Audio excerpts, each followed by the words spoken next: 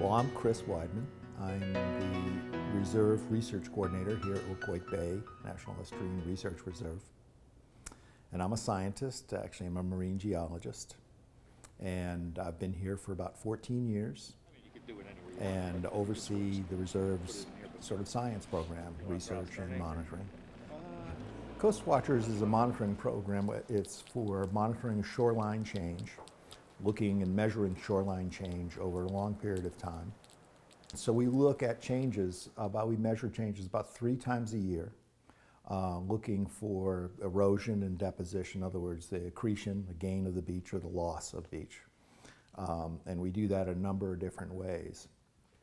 And here we're looking for just change over time. How is this system, how are the beaches changing? How does that relate to storms? How might that relate to climate change? How might that relate to sea level rise?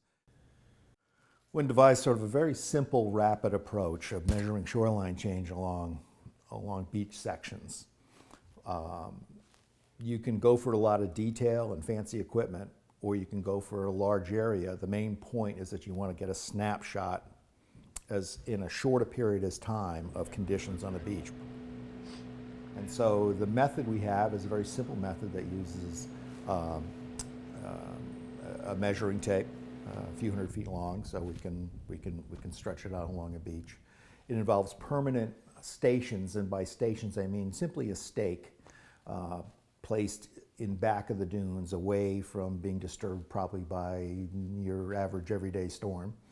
And we measure regularly from that location over time. So we have the same sort of what we call a transect, same way to measure the changes along that line.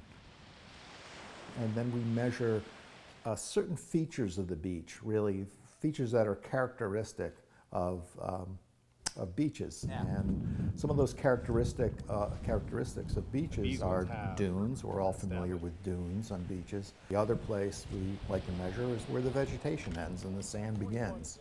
And then another place we measure is what we call the berm. And the other thing we measure is something called the toe of the beach, or the toe of the foreshore. And that's that little step down that I think we've all experienced when we go to the beach and there's waves. As you walk down, there's a little step right at the base of the beach that then you can jump in the water from there.